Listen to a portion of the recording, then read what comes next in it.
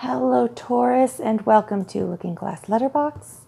Today's reading is a good fortune reading for St. Patrick's Day 2019 for Taurus Sun, Moon, Rising. And this is a general reading, so it may not resonate for all of you, but hopefully there's something here that you can take with you throughout the year. And this is just for when you need a little bit of luck, when you need a little bit of oomph, a little something extra, something to consider as you're deciding what to do and taking actions to bring yourself forward. And if you'd like to contact me, you can do that at looking.glass.letterbox@gmail.com. If you haven't seen the Ides of March post, that is a yearly overview that I did, sort of based on, loosely based on A Fool's Journey. A reading that I did last year. So if you want to check that out, I posted them on the 15th, the Ides of March, for each sign. They were really fun to do. So hopefully you can find something there that will be helpful to you as well. And we're going to get started here with your unique gifts and talents, Taurus. Okay, 7 of Pentacles. So being able to invest for the long term. 7s are about faith. They're related to the Chariot, so they're also about faith and also commanding and driving your purpose forward and working with momentum. All right, so and Pentacles are material and practical aspects, earthly aspects of our existence. So home, work, money, family. And the 7 of Pentacles is about patience and contemplation. Okay, so taking the steps in order to invest in something in the long term that is going to bring about a really abundant return on the investment, okay, and creating something on a practical earthly level. All right, and this is your potential, where your potential lies. Oh, the King of Pentacles, excellent combination. And I mean, Taurus, you are an earth sign, so this is very much your energy, your wheelhouse. Father of Pentacles and Kings are about authority and influence outside of themselves and in their domain. This is a very steady entrepreneurial energy. So again, this is having the patience and allowing your investment to come to full fruition. This guy's an empire builder. He knows how to nurture. He knows how to appreciate. He knows how to see big picture and long term. Okay, so doing what you can to reinvest in and fortify that aspect of yourself is where your potential lies. This one is how to unlock your creativity and ingenuity. So an emotional connection, offering the emotional benefits and being emotionally receptive in return. Suns and Knights are about forward movement, about advancement, about taking action. Okay, and this particular Knight is very artistic and introspective. So outside of that earthly energy, that very pragmatic, practical energy that the earth signs are very confident in dealing with, applying a little bit more of emotional understanding and offering a little bit more of an emotional connection or emotional investment into what it is that you are building and actively carrying that forward and making that offer. Okay, and then this is how to unlock your prosperity. Mother of Swords, independent thinking. Queens and mothers are about influence and understanding. This lady is sharp and perspective and an independent thinker. She doesn't need to tell somebody else to tell her what to think. She knows what she thinks. She doesn't need somebody else to tell her what to do with that information. She knows what she's going to do with that information. She's not one that follows somebody else's lead. She is one that she's an intrepid spirit. She moves in her own direction and is very decisive and adept and capable at doing that. And then where your happiness lies, where your bliss exists and your harmony is in the 2 of Wands, which is choice on what to actively do, grounded in intuition. Okay, in order to move forward your cause, move forward your purpose. It's fire energy. So this particular type of fire energy is very advantageous to have with this grounded earthly endeavor.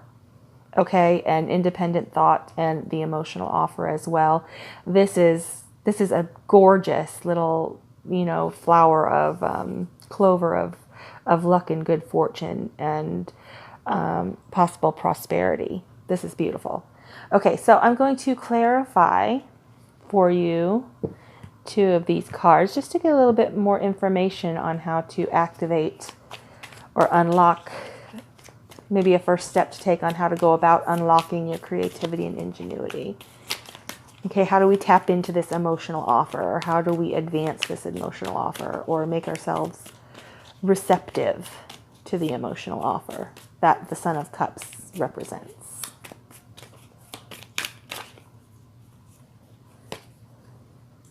Nine of Cups, make a wish, be generous.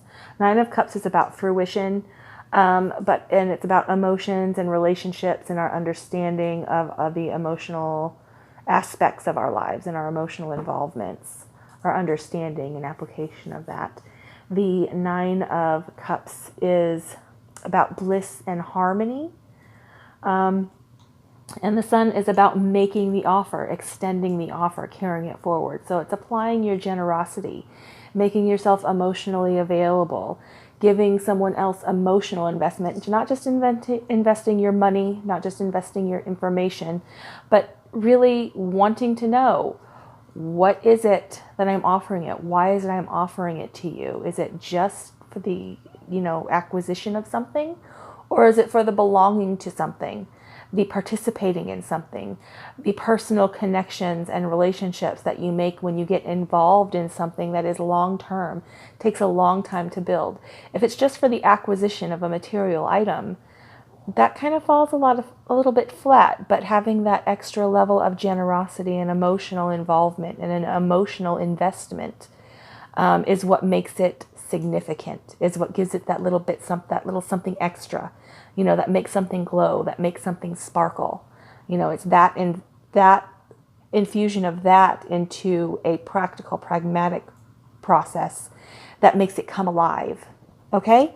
And then we're going to clarify, Mother of Swords, a little bit more about this independence of thought to unlock the prosperity. Where can we start trying to tap into that or applying that for Taurus?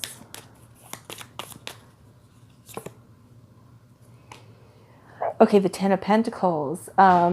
Burdens that you carry with you. This is a long game, so taking time to stop and reevaluate what to consider bringing forward, what to let go of, what ideas are good to keep investing in and keep using to support, and which ones are the ones that are, primed to be let go. Wands, again, are our actions and our passions and our active endeavor. The things that we actually do to bring our cause forward. And the 10 is about completion. So at this point, sometimes you can feel a little overburdened, like you've taken on too much. But that's because you haven't stopped to reevaluate what to let go of along the way. You've kind of picked everything up and just brought everything along for the ride. So as you're going through this process of investment and creation, remember that there's stuff that you have to let go of along the way. There's stuff that's not going to apply the entire course of the endeavor. All right, with this one, you have to consider what to let go of, what to bring with you, what responsibilities are yours, and which ones have you taken on that are not your actual responsibilities and are not actually related to the success of your endeavor or are required of you to provide to the community or to the endeavor that you are embarking upon. Okay? So, and that's, again, clarity. This is clarity of thought and sharp perception and independent thinking, outside of the box thinking on what actions to continue and which ones to cut out. So this is intellectual understanding of our actions. Okay? Beautiful. I'm going to do one more card for you here, Taurus, and this is your good luck charm to carry with you throughout this new year that's starting up. with Aries in a couple of weeks. Something to keep in mind. Put it in your pocket. Take it with you when you need that little extra sparkle, or that little extra gumption to move you forward. And you've got the vulture. Beautiful. Now the vulture is very misunderstood. It looks dark and scary, but it is not.